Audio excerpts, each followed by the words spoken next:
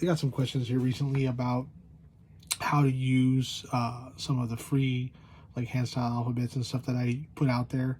Um, I don't really know why like graffiti alphabets are popular right now, but nonetheless they are. So I usually just make them for print for people, but if somebody is like learning Procreate or using it and they want to get into like lettering and stuff like that, I figured I'd show everybody kind of if you wanted to import the file into Procreate and kind of manipulate the letters and stuff like that. I figured I'd kind of show you guys how to do it. So where I'm going to pick the process up at is after you've like gone to the link tree, clicked on the file, added it to your Google Drive or wherever you're saving it at. I would recommend Google Drive just because that's how it works for me. So we'll start fresh and kind of go from there. So what I would do is I would go into my Google Drive and close that here because I just had it open. And let's say you got the alphabet. This is the one that you want today to be able to import. Is going to have no background on it, and right now it looks black on this screen. But what I would say is just once you're in it, after you save it, I'm going to send a copy, and I'm going to save the image. And now the image is saved, so we can close Google Drive. Then you would go into Procreate and add a photo. And so in this case, you just take the one that you just imported, and it's going to come through with a white background. You can do whatever you want. You can remove it, remove the background if you want, change the color to whatever you want to do. But in this case, for this, we'll just leave it white. The letters are just plain black, kind of single style font with nothing extra added to them.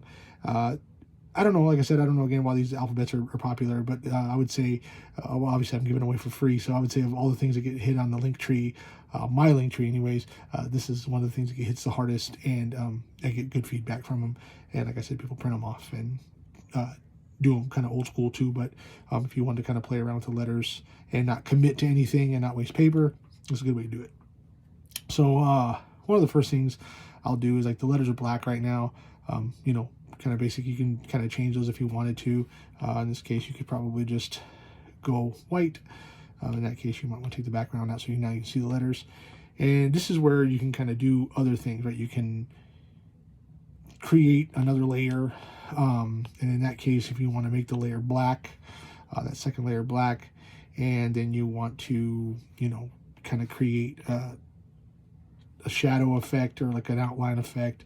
Now the letters are a little bit more kind of dynamic and stand out a little bit more, but then that white doesn't look so good on that white background, so maybe now you want to go with like this mint green that we're looking at there. And now you've got some stuff to play with. You can kind of start adding some stuff to it. You add drips, you want to add some other effects to it, you want to kind of add some backgrounds and stuff like that, you can do that.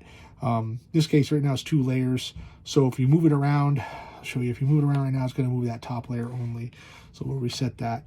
Best thing I would probably do is just take the 2 layers and merge them together. Oh, do it right with your fingers, and now you got one layer that you can make smaller, you can flip around, you can do that kind of stuff.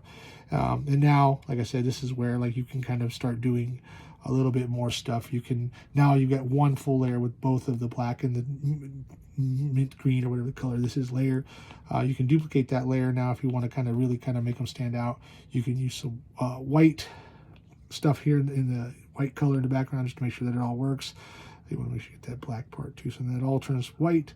And now you can do some stuff here. Like you've probably seen me do this before if you follow me on any of these pages. We're going to use a Gaussian blur effect to kind of give the letters a kind of background, kind of bright shadow, and that makes them stand out in the background, the black background. If you want to change the background to black, now of course you can see those letters a little bit more. It's already kind of on that white layer, so now if you wanted to fill this in to kind of take away that shadow effect, you could do something like this. And now the letters have a pretty dope kind of background effect and kind of that outline stuff. And then this is when you can, like I said, if you want to do that again, you could merge these 2 layers. Now, again, one file that's easily manipulated and moved around if you needed to, versus trying to like kind of work around those 3. I don't know. It's about all the time I got for this. I didn't know if anybody else knew this kind of stuff. If you're new to it, that might be some good game. But yeah, I did drop a new background lists PNG file of this alphabet in my link tree. Check that out. It's free, totally for you. Learn how to import it into Procreate, and hit me up if it doesn't work for you. All good and no problem helping people figure that out. Thanks.